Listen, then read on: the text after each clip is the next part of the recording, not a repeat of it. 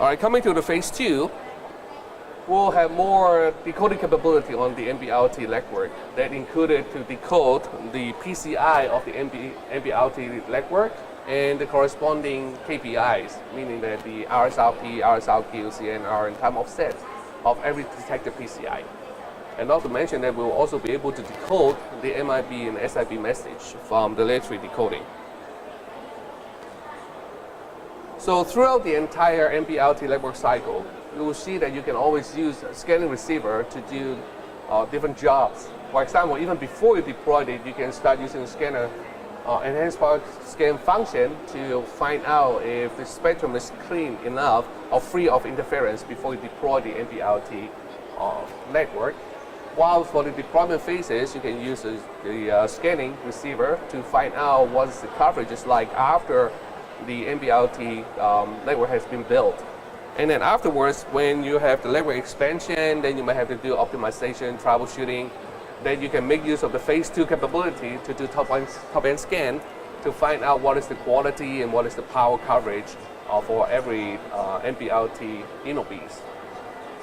Of course, with the data collected, you can also analyze the data and then come up with a report to show, geographically what is the coverage for the NB-IoT network and what is the performance like in terms of the quality. And in case there's an interference that will interfere with the NB-IoT network, it can always use the scanning receiver with the C-Wave system from PCTEL to identify and locate where is the interference source, so you can mitigate it or eliminate the interference source to improve the NB-IoT network quality. All right, during the year, starting from last year, we have actually done quite a lot of tests with our customers. The customer can be the NEM vendors or operators. Here is one of the example we've done in the lab, and there are some findings on the NB-IoT test itself. For example, you realize that the user equipment of the NB-IoT doesn't really do cell reselection or cell handover. So it is almost impossible to have a UE equipment to collect the data for the entire NB-IoT network because it only will measure one channel at a time. While scanning receiver will be able to measure all the NB-IoT channels and will provide you with a more complete information about the overall NB-IoT network coverage. And also, because again, the UE doesn't do cell selection or cell handover, when you use the UE to do the drive testing, you have a very strict limitation on the speed of the vehicle.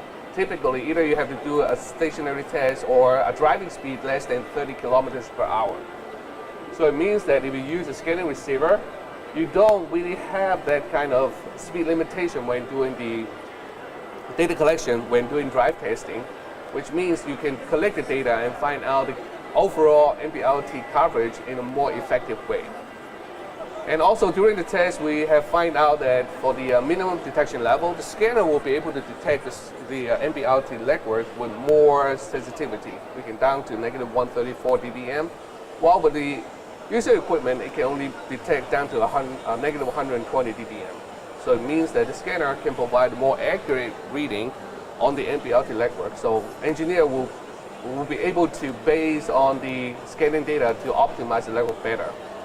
Now below, when you see the chart actually shows that with the same setting, with the in-band NB-IoT network that have signal transmit with the LTE signal, while the LTE is being activated, you will see that the NB-IoT receive power will be affected by the traffic loading of the LTE signal.